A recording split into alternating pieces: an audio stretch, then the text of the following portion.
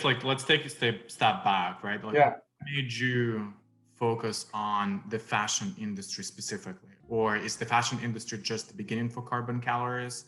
Like why fashion, and like where do you see it going further? So my background is actually in the real estate industry, but I sort of like chose fashion because one of the sustainability directors at the firm where I worked sort of just said, "Hey, like look into fashion."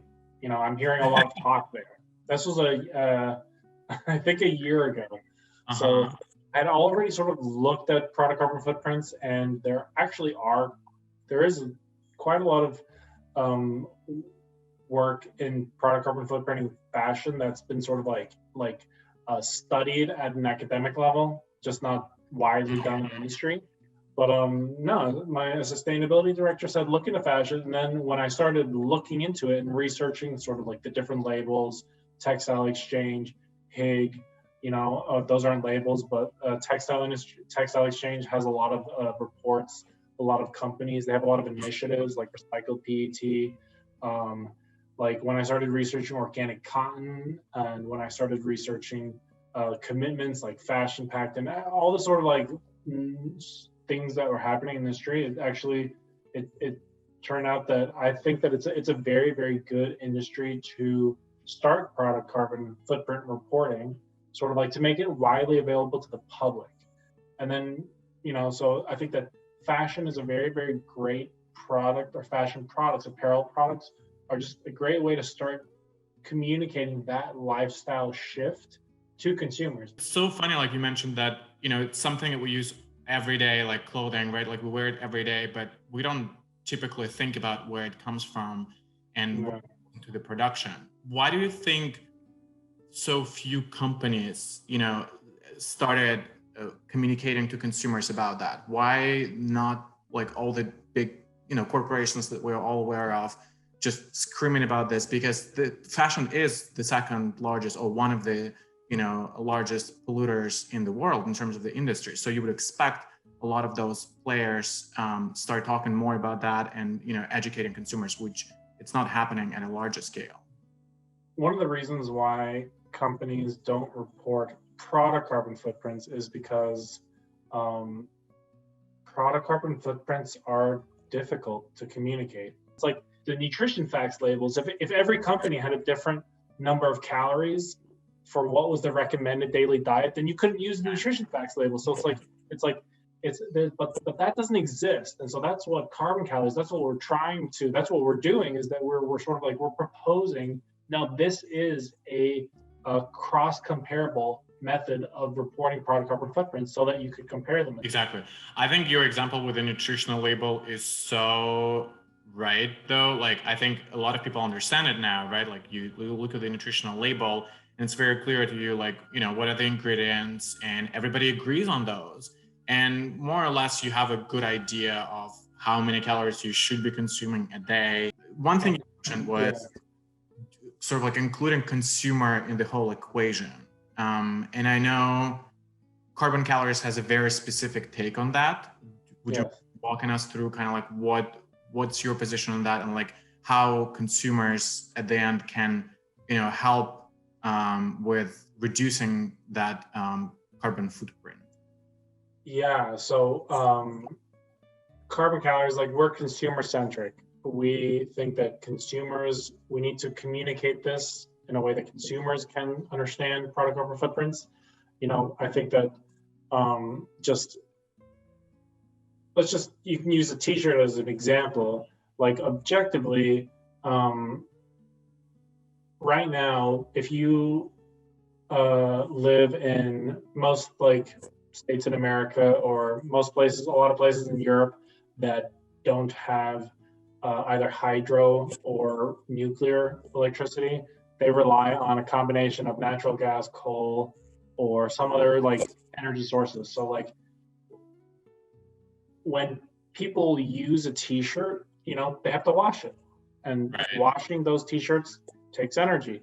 That energy results in emissions. And so when we look at a t-shirt over its life cycle, like, companies are responsible for a large portion, like where you get your cotton, or if you use nylon or whatever your material, how it's supplied, how it's manufactured, how it's distributed, all play into the product carbon footprint. But a large portion, in many cases, half the product carbon footprint of that t-shirt exists or occurs in the consumption stages when the consumers are washing and drying it. Exactly. I mean, at Public Habit, we are trying to educate consumers about like that portion as well. I think a lot of brands are focusing on that first part, like we're using renewable, like, or we're using recycled materials, like we're using renewable to make those.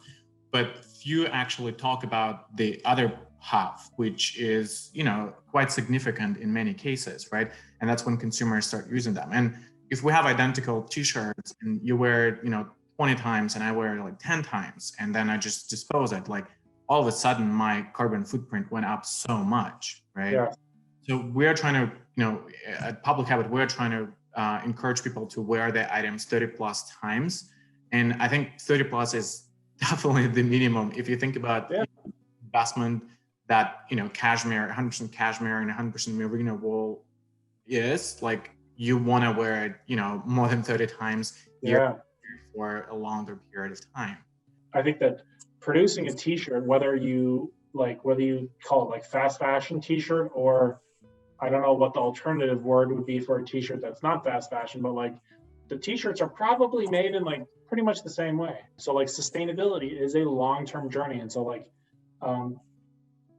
we're not going to go from 0 to 100 overnight. And so we need to communicate where we stand now, where we're going in the short term, things that will take longer. We sort of like have to it's a plan, it's a journey, and then eventually we can get to the word that everybody wants to be able to say is that we're sustainable or sustainably. And I'm like, okay, well, like let's think of it. Let's define the word in 20 or 30 years, and maybe we can come back to it.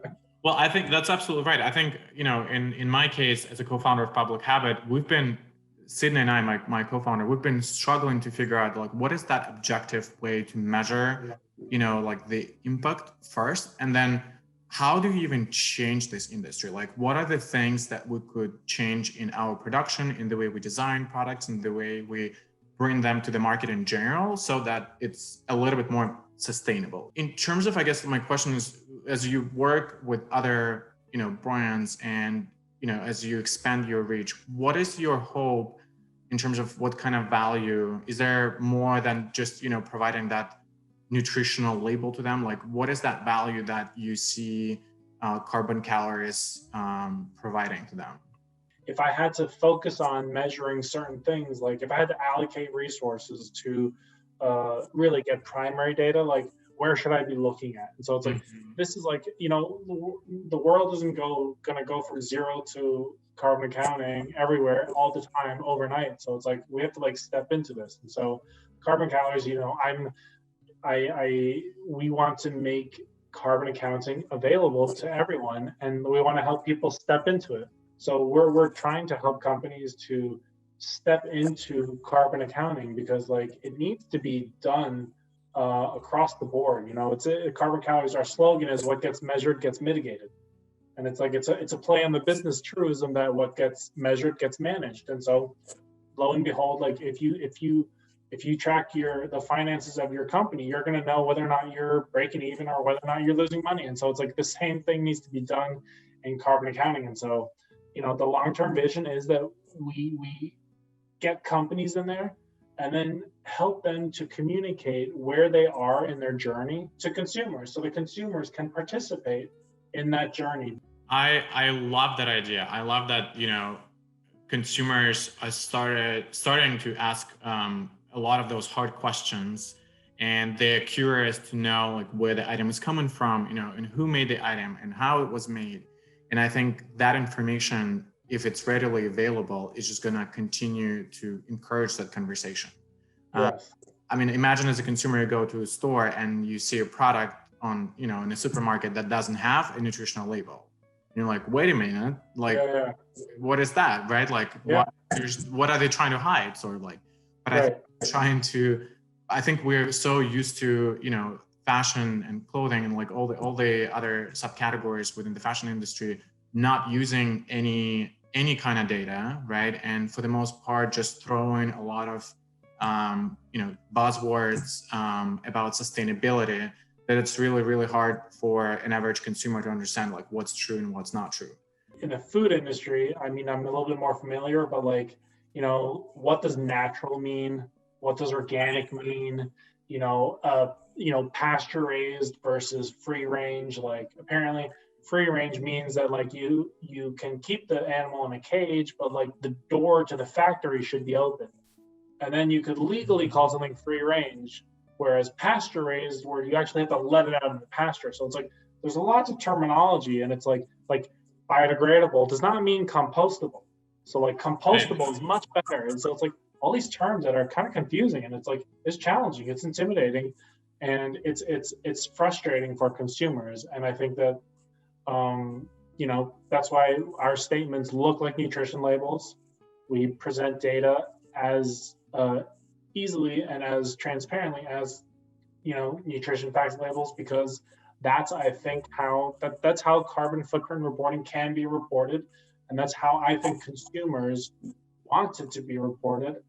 We are running out of time, but I think one last question to you. I know, like you mentioned that carbon calories kind of like becoming that resource for a lot of people to get their information from, and I think it's truly going to be useful, to have those, definitions and to have better access to that information for them. What are some other resources you think, that would be helpful for consumers, and how, like as an average consumer, right, like watching this video, like what do you want them to do next if they're, willing and they want to learn a little bit more about carbon footprint and, all the challenges that the industry faces? Many companies rely on GHG protocol for their reporting. Those standards are available. You can read them. They're kind of long, but if you read the product carbon footprinting standard and the corporate reporting standard, you'll pretty much know like those are the two ways that companies can report, and that will just that'll give you a good insight into how like what it takes to report. And then I need to put together a sort of like here's my list of 10 things.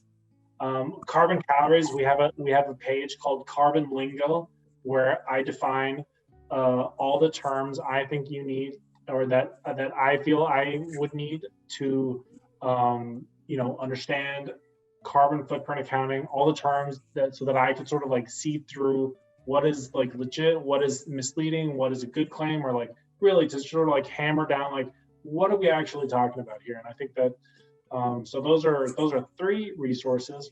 In terms of, I mean, I'm going to do a shout out to like David McKay, the late David McKay, who he published a book freely available online, amazing, I think in 2009, maybe later, called Sustainable Energy Without the Hot Air.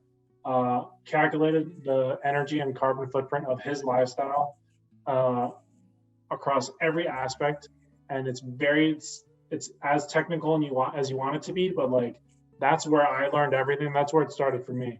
That's where I built my first lifestyle calculator using that. So yeah, Google is available. Exactly. It was amazing. Exactly.